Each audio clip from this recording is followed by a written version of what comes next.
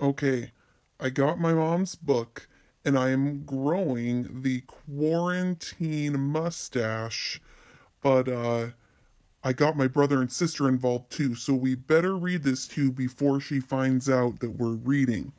Chapter 36. Bradley giggled as he walked to Carla's office for his regularly scheduled appointment. He couldn't wait to tell her all that had happened to him. She'll be so happy, he thought. She was waiting for him in the hall, just outside her office. But before she could say anything, he beat her to it. Hello, Carla, he said. It's a pleasure to see you today. I appreciate coming to see you. She smiled. The pleasure is mine, she replied. He laughed. He got a kick out of being polite. Ha! They shook hands, then went inside to the round table. She was wearing a dark blue shirt, almost black, with little white stars on it.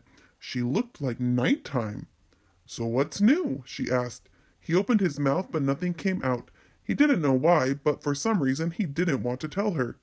What's new with you today? He asked. With me? Said Carla. Nobody's ever asked me that before. Well, you're always asking me what's new. Why can't I ask you? Well, you can, she replied. You can ask me anything you want. Let me see. What's new? I bought a new shower curtain yesterday, but that doesn't sound like very interesting news, does it? What color? Oh, sort of beige. I don't know. It doesn't really have color. That's a good color, said Bradley. It sounds beautiful. Well, it's okay, said Carla. What happened to your old shower curtain? He said. Well, it's starting to get a little rotten, said Carla. Was it also beige? No, said Carla. I think it was yellow when it was new, but it was sort of greenish brown when Colleen invited me to her birthday party, he blurted. Then it all came pouring out of him. Jeff's invited too. We'll be the only boys. Everyone else will be girls. Jeff and I are friends now. The other guys like me too. We played basketball together. At first, I was afraid to shoot the ball, but then everyone said, shoot, Bradley, shoot. So I shot and I made it. Everyone was amazed. So was I. I still miss a lot more than I make, but I'm getting better. Everyone says so. My father taught me how to dribble. He's going to put a basket over the garage. At first they wanted to beat me up, but I said, "Hello, Jeff," and he said, "Hello, Bradley." And then Andy asked me if I wanted to play basketball. Then Colleen asked me to her birthday party, and I said yes. And she said good. She would have asked me sooner, except she just found out when she was born. Fortunately, Carla had heard most of it already. Otherwise, she wouldn't have understood a thing he said. It's all because of you, said Bradley. You did it, Bradley, not me. It was your magic book. My book? What's that got to do with it, Bradley? What's wrong? He was crying. One second he was beaming about her magic book, and the next he was sobbing and shaking all over. Bradley? He covered his face with his hands. Tears spilled out of his eyes. What is it? Asked Carla. What happened? He shook his head. Carla rose from the table, got a box of tissues, and placed it in front of him. He pulled out a tissue but didn't use it. I've never been to a birthday party, he blubbered. Then he hiccuped. Not a real one where other kids are there. He hiccuped again and blew his nose. A long time ago, when I was in third grade, I went to one, but then they made me go home because I sat on the cake. Well, you're a lot smarter now than you were when you were in third grade, said Carla. But I don't remember what to do. Do I have to bring my own chair? Why would you bring your own chair? For musical chairs. That's why I sat on the cake. I got mad because there was no place to sit. He sniffled. Will there be ice cream? Don't you like ice cream? What if they don't have enough for me? What if they only have enough for everybody else? And what about the pin the tail on the donkey? Well, you don't have to bring your own donkey, said Carla. He laughed through his tears. But what if I stick it in a bad place? You want to know what I think? Asked Carla. I think you're a little overwhelmed by all that has happened to you. It's scared you. You think you're Cinderella. Cinderella? He repeated and laughed again. You're Cinderella and you've just been invited to the ball and now you're afraid that right in the middle of Colleen's birthday party, everything will suddenly turn into a pumpkin. He wiped his eyes on his tissue. You're afraid all the good things that happened will suddenly disappear. You're afraid everyone will suddenly stop liking you, but this isn't a fairy tale, Bradley. Your friends like you for who you are. My book wasn't magic. The magic is in you. Do I have to bring her a present? He asked. Well, you don't have to do anything, said Carla, but it's a nice thing to do, don't you think? Colleen invited you to her birthday party because she likes you, and you give her a present because you like her and because you want to help celebrate her birthday. What should I get her? Should I get her a doll? Is that what girls like? Well, I don't know. Everyone likes different things. Give her something you like. If you like it, then she probably will too. Give her a gift from the heart. Oh, how about a shower curtain? He asked. Well, if it comes from the heart, said Carla, and he smiled. When it was time for him to return to class, Carla said, I enjoyed our visit very much. Thank you for sharing so much with me. The pleasure was mine, he replied. He had been waiting to say that. Ooh, I'm now going to pass the book to my brother. Have a good day. Okay, my brother let me borrow his bow tie, but you might be wondering what's on my eye right now. This is called a monocle. It is kind of like wearing glasses, but only one eye needs correcting. So, once more, that word is monocle. My mommy doesn't know that I know that word, but I read up on it on the Google one time. Anyways, let me read to you chapter 37. The meeting between Carla Davis and the Concerned Parents Organization was held after school in room 8, a second grade classroom.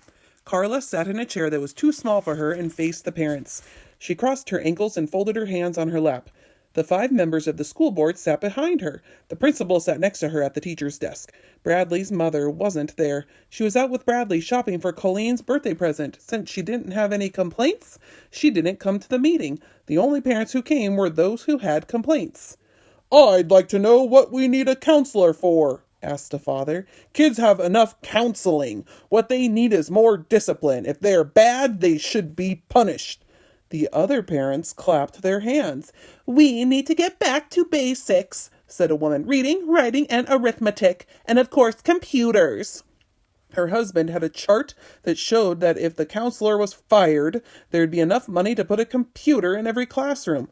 Everyone got very excited about the idea. They all loved computers. No one is being fired, said the principal. The purpose of this meeting is to give you a chance to ask Miss Davis questions.